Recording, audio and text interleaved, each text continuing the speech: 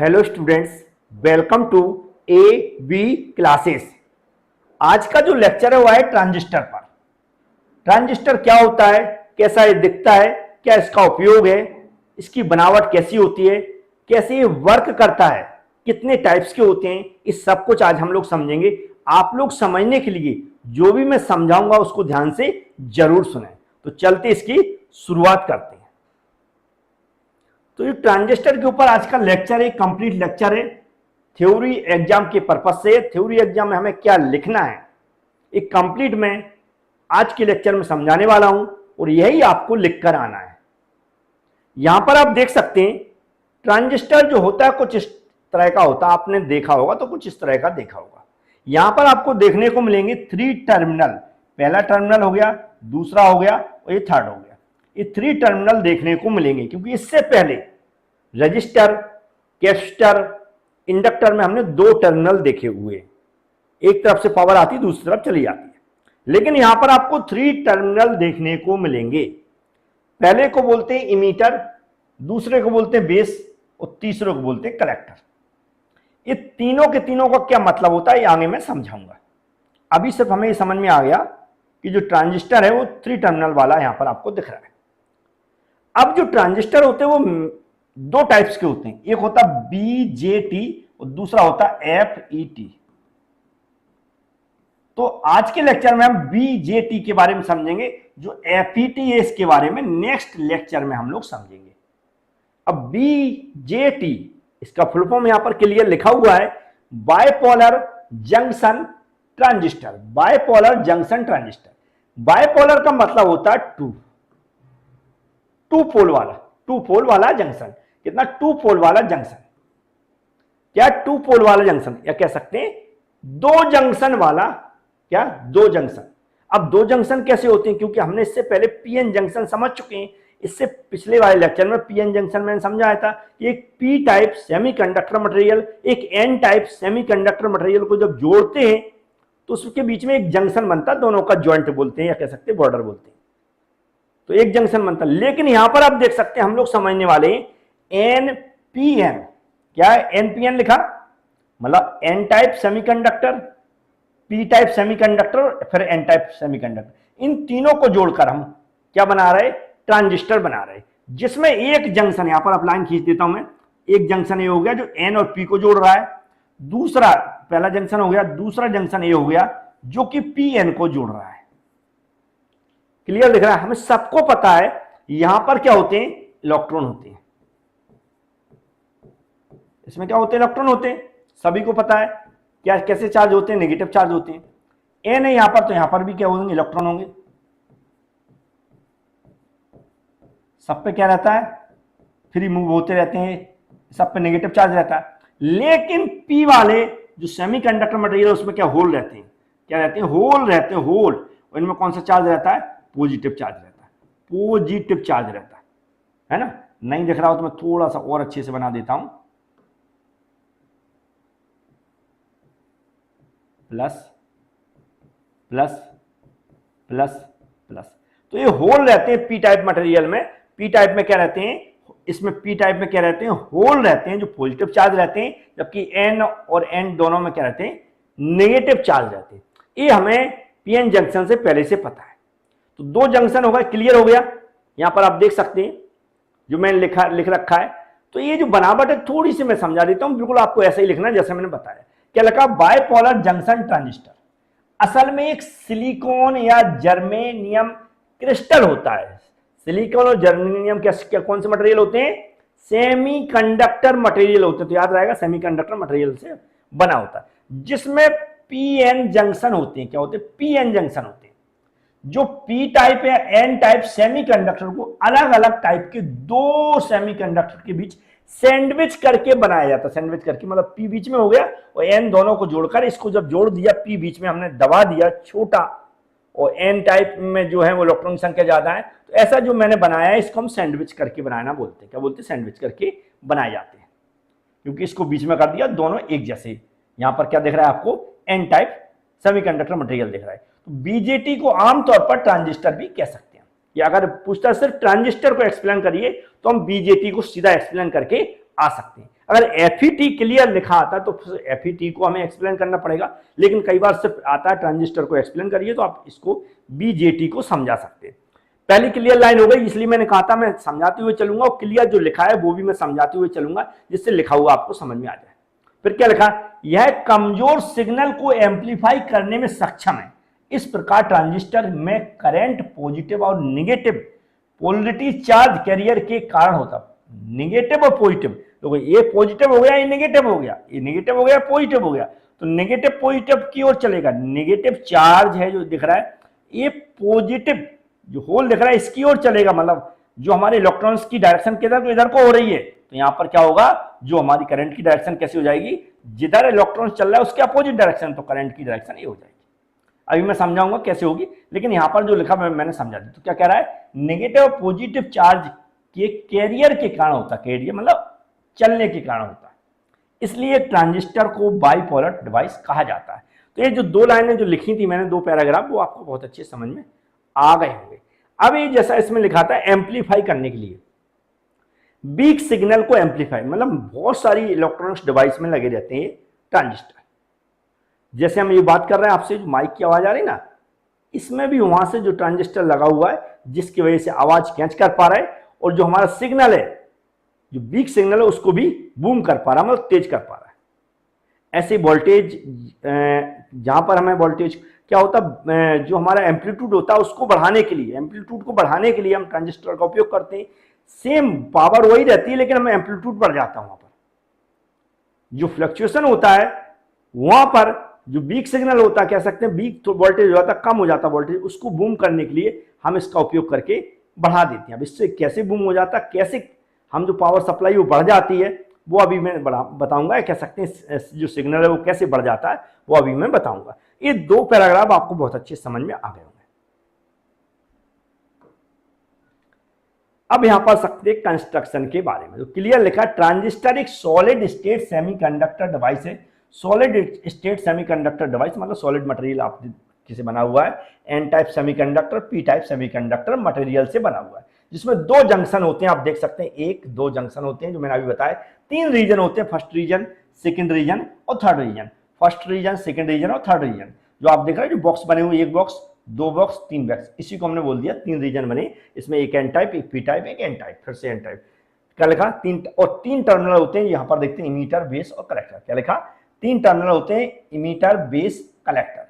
Transaction की जानकारी से दो तरह के ट्रांजिस्टर होते हैं, क्या लिखा, पीएनपी ट्रांजिस्टर और एनपीएन ट्रांजिस्टर। मतलब क्या होता है, हम यहाँ पर दो पी ले सकते हैं और एक एन ले सकते हैं, या फिर हम क्या लग सकते हैं, दो एन और एक पी ले सकते हैं। मटेरियल लेके ऐसा बना सकते हैं, सैंडविच करके। सैंडविच करके मतलब एक, जैसे यहाँ इसको सैंडविच करके बनाया, जो यहाँ पर आप देख सकते हैं उसको सैंडविच करके बनाएंगे, तो एन बीच में आएगा, आगे आसपास क्या आएंगे, पी आएंगे। उम्मीद इतना समझ में आ गया होगा। यहां पर आप देख सकते हैं, जब पी टाइप सेमीकंडक्टर की एक पतली परत को एन टाइप सेमीकंडक्टर की दो परतों के बीच सैंडविच किया जाता है, तो इसे एनपीएन ट्रांजिस्टर के रूप में जाना जाता है। ये कह रहा है, जब पी टाइप के सेमीकंडक्टर मटेरियल को दो एन टाइप के सेमीकंडक्टर मटेरियल के बीच में जोड़ा जाता है, जिसे हम सैंडविच करना बोलते हैं, तो इसको हम एनपीएन ट्रांजिस्टर बोलते हैं। अब इसकी कोई जरूरत नहीं है तो इसको मैं हटा देता हूं, इसकी कोई जरूरत नहीं है तो मैं हटा देता हूं और आगे इसको समझाता हूं। अब देखो, अब यहां पर आपको जो दिख रहा है डायग्राम, इस डायग्राम को हमें सबसे पहले समझना होगा ध्यान से। यहां पर लिखा इमीटर, यहां पर लिखा कलेक्टर, ये बेस है नॉर्मली। इमीटर क्या है, यहां पर के जो करंट की सप्लाई हो रही है, करंट की सप्लाई है, सोर्स टाइप से काम करता है। जो करंट की सप्लाई होगी या करंट जिधर से कलेक्ट होगा, जिधर से जो करंट फ्लो होगा, वह कौन सा टर्मिनल होता है, इमीटर होता है। यहां से टोटल करंट आएगा, इमीटर, ये वाला टर्मिनल जहां पर भी लगेगा, ये समझ लो यहां पर टोटल करंट रिसीव होगा। समझ में आया। यहां पर फिर क्या होगा, तो कलेक्टर क्या करता है, कलेक्टर मतलब जो इलेक्ट्रॉन्स जिधर की ओर फ्लो होंगे, जो इलेक्ट्रॉन्स गैदर होंगे, इलेक्ट्रॉन्स गैदर मतलब जिधर इकट्ठे होते हैं, तो वो कौन सी डायरेक्शन होती है, वो कलेक्टर होती है, मतलब कलेक्ट करना। तो इलेक्ट्रॉन्स कलेक्ट किधर होंगे, इधर होंगे। ये भी आपको समझ में आएगा। बेस है जी, बेस है कहां पर, ये बेस है। बेस दोनों को जो जोड़ता है और दोनों के लिए जो एम्पलीफाई करेगा, जो बूस्ट करेगा, वो कैसे करेगा, ये बेस ही काम करता है। यहां पर हम कुछ बैटरी लगा के देखते हैं, क्या लगाते हैं हम देखते हैं, बैटरी लगा के देखते हैं, तो आपको और अच्छे समझ में आ जाएगा।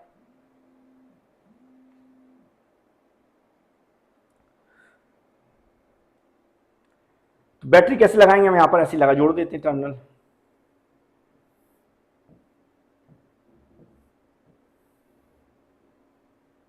बेस को जोड़ देते हैं ना, बेस लिखा हुआ है आपको समझ में, इस पॉजिटिव टर्मिनल देंगे, इसको नेगेटिव देंगे। इसको वी डबल ई बोलते हैं। क्या बोलते हैं? वी डबल ई, जो कि निगेटिव टर्मिनल से जुड़ा हुआ है। किससे? Negative.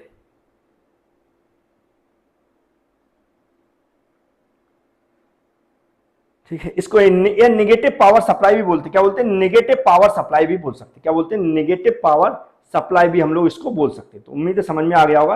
We double E negative power supply भी बोल सकते हैं।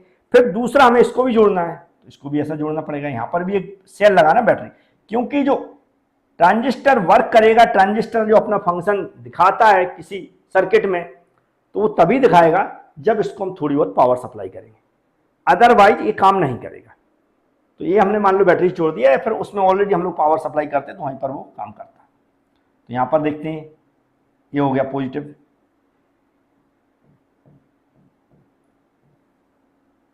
ये पॉजिटिव हो गया, ये नेगेटिव हो गया। इसको बोलते हैं VCC, इसे बोलते हैं पॉजिटिव पावर सप्लाई। इसे क्या बोलते हैं? Positive power supply. उम्मीद है समझ में आ गया होगा। अब हमने जैसा बताया था, ध्यान से सुनना और ध्यान से समझना। यहां पर क्या है? इलेक्ट्रॉन्स हैं, जिसके पास कौन सा चार्ज है? नेगेटिव चार्ज है, क्योंकि एन टाइप जो सेमीकंडक्टर मटेरियल होते हैं उसको कौन सा चार्ज होता है? नेगेटिव चार्ज होता है। ध्यान रखें। अब एक पी है, पी पे क्या होते हैं? होल होते हैं। ऐसे क्या होते हैं? होल होते हैं इस तरह के।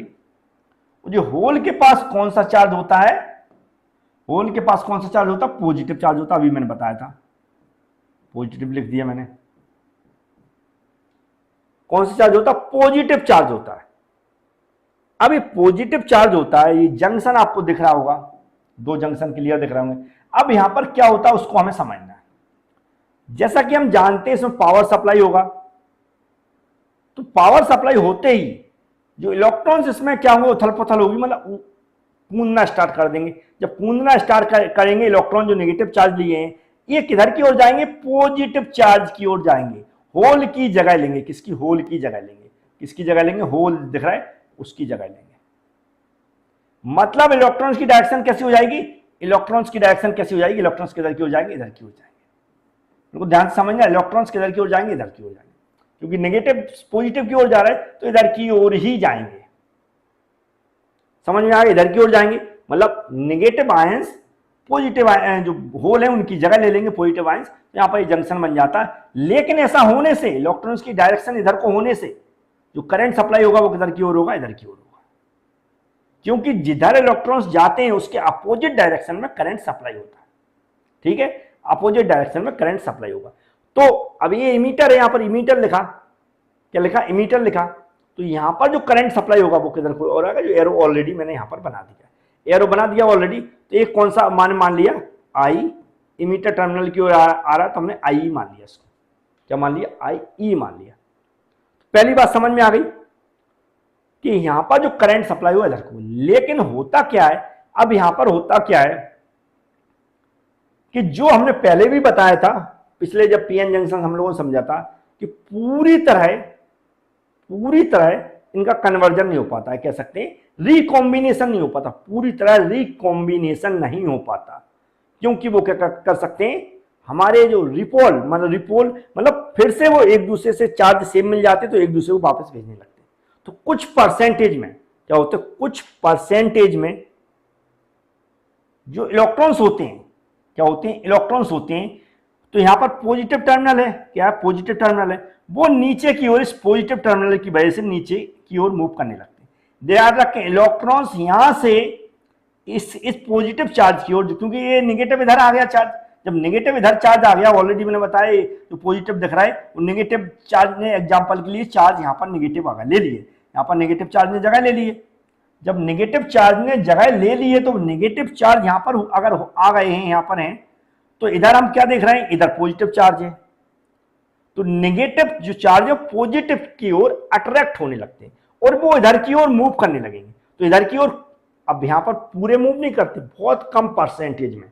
जिनका रिकॉम्बिनेशन अच्छे से नहीं हो पाता, जिनका रिकॉम्बिनेशन अच्छे से नहीं हो पाता, बहुत कम परसेंटेज में क्या होते हैं, वो नीचे चले जाते हैं। इधर चले जाते हैं, नीचे चले जाते हैं। क्यों?